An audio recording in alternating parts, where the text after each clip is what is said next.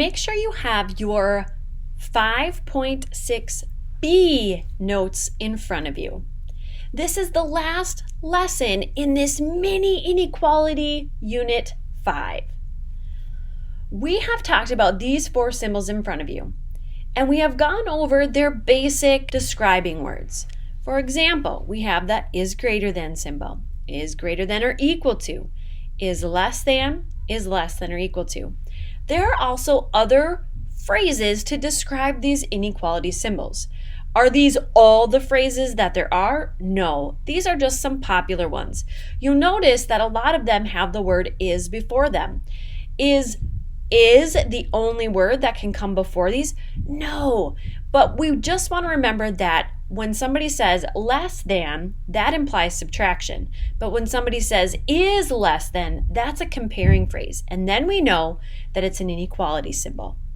Pause the video and fill in the remaining phrases in the chart in your 5.6b notes.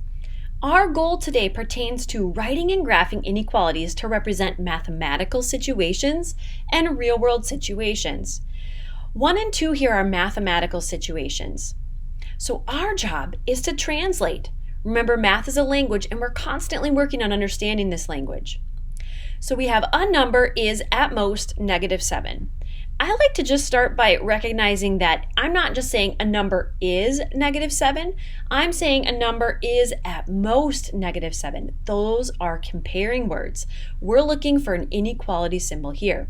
Now something that's helpful is, gosh, my mind can get so confused. Is it less than? Is it less than or equal to? Greater than or equal to? And yes, use your chart that you just finished filling out.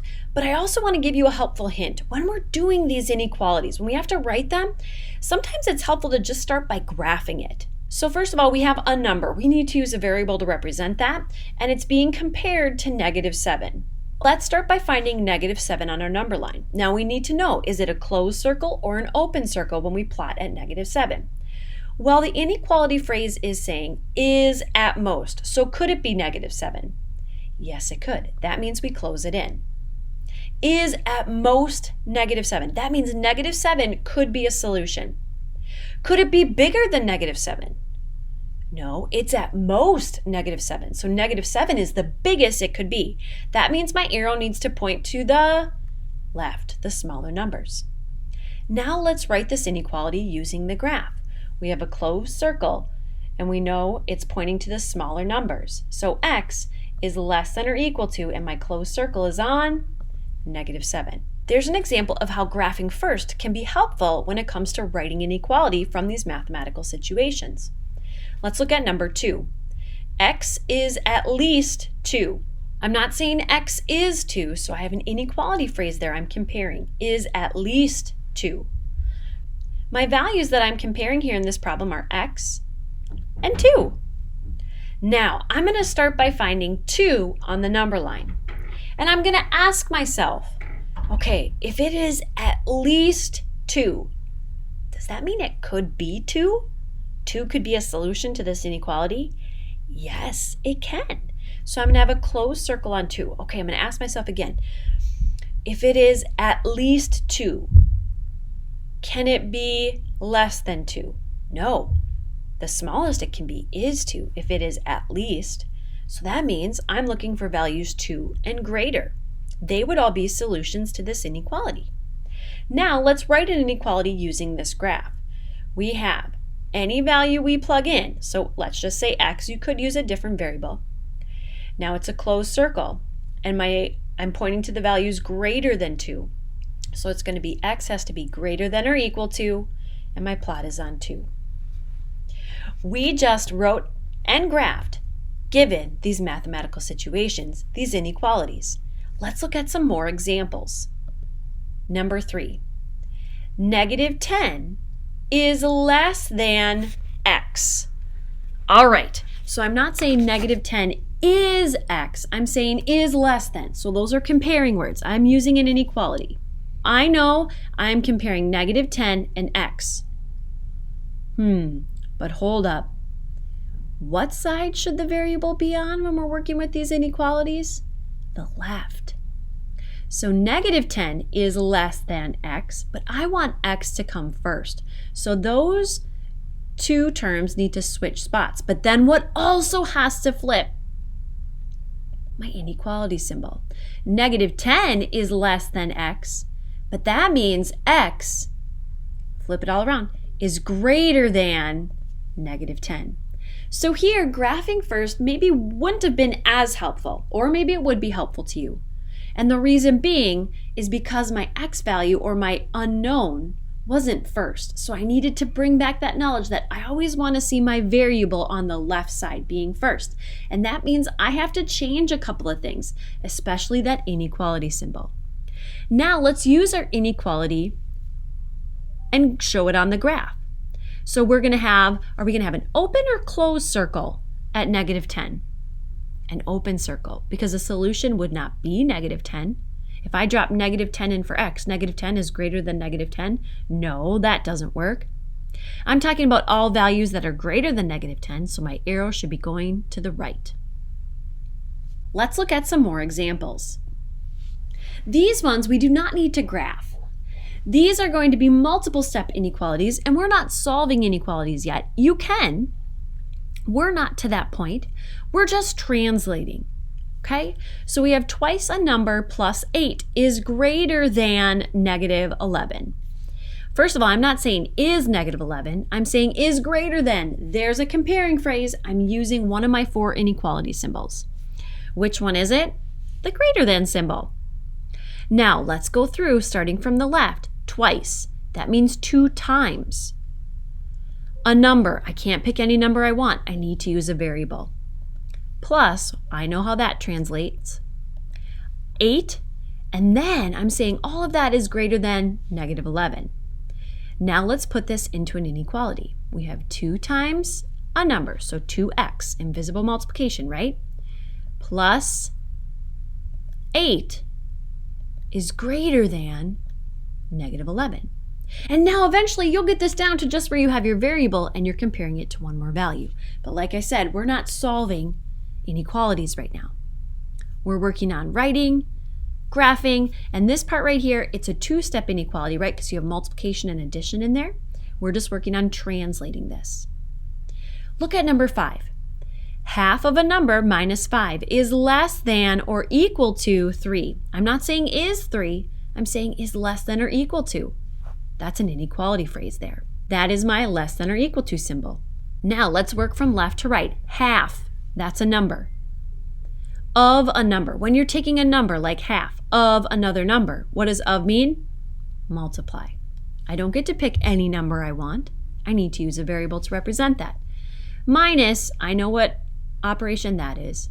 5 is a number that's going to be in my inequality, and I'm saying all of that is less than or equal to 3. Let's go ahead and let's write the inequality. Half of a number. Notice I used invisible multiplication there and x to represent my unknown number. Minus 5 is less than or equal to 3. Now let's talk for a moment. Instead of saying half of x there, or half times x, could I also say x divided by 2? Yeah, dividing by 2 is the same as multiplying by the reciprocal of 2, which would be a half. So another way I could write this would be a number divided by 2 minus 5 is less than or equal to 3. Go ahead and put that in there. And write a little reminder or put a little star off to the left to just show you that these, a half times x and x divided by 2 are the same thing. Now we're moving more into more of the real world situations. And I think these are easier for my mind to understand. Another helpful hint, maybe consider graphing first. Just a reminder, okay? Number 6, the maximum capacity on the bus is 70 students. Maximum. Focus on that word for a minute. Maximum capacity is referring to how many people can be in a place, or how many students the bus can hold. So capacity here is going to be my variable. And I have 70 students, so I'm comparing. The maximum capacity on the bus is 70 students. So I'm going to find 70 on the number line. Could I have 70 students on the bus? Yes. So it could equal 70. I'm going to have a closed circle on 70. Now, if it's the maximum capacity is 70 students, can I have more than 70? No. Can I have less than 70? Yes. So that means my arrow is going to be pointing left. So let's write this inequality. I have my variable, or the capacity, let's use C to represent that, is less than or equal to, because it's a closed circle, and I'm pointing to the numbers less than 70. Look at number 7. In order to vote, there is a minimum age of 18. Okay, minimum. I'm going to focus on that. I'm not saying equals 18.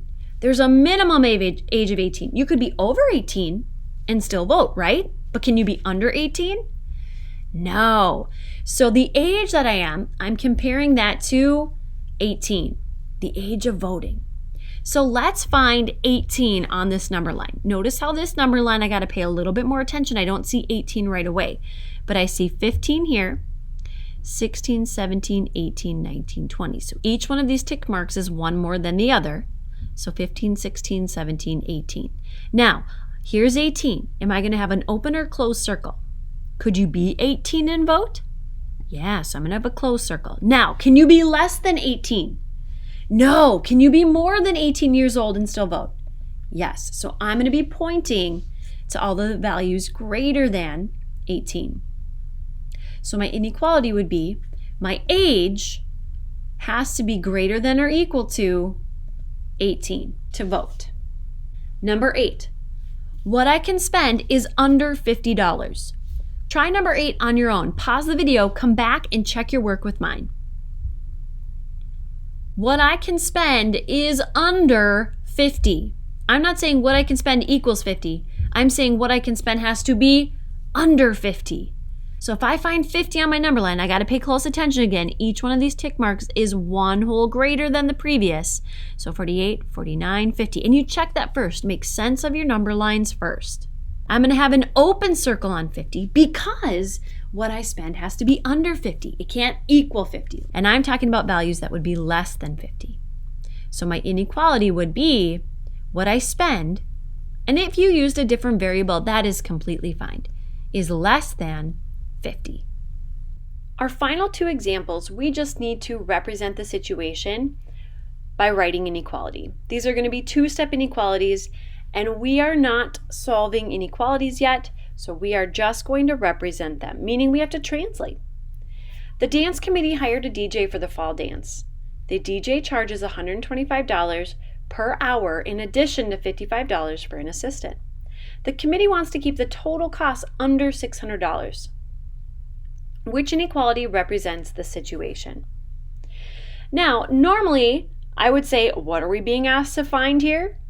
But literally, the question is telling us which inequality represents the situation. So I like the marking the text strategy when it comes to working with story problems. However, I'm going to skip the sentence this time. I am still going to go line by line, look for key operation words and phrases and important numbers. The dance committee hired a DJ for the fall dance. That's an introduction sentence, nothing there. The DJ charges $125 per hour in addition to $55 for an assistant. Now, my job is to represent this situation, which is inequality that represents what the committee wants to spend for this dance. The DJ charges $125 per hour. It's $125, $125, $125 for every hour. That's repeated addition. That per there means multiply. Hour is a number, and we don't know exactly what that number is, so let's give it a variable. In addition to $55 for an assistant. So we add $55 for the assistant. Now that right there is going to represent the cost that the committee has to pay.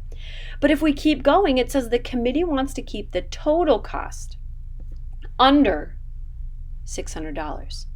Meaning, can it equal $600? No. Can it be more than $600? No. Does it have to be less than $600? Yes. So that under there is my less than symbol.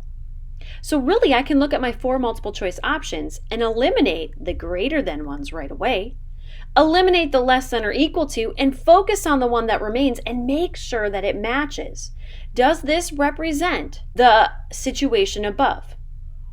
Well, it's $125, times X plus 55. That has to be less than 600. So yes, it does.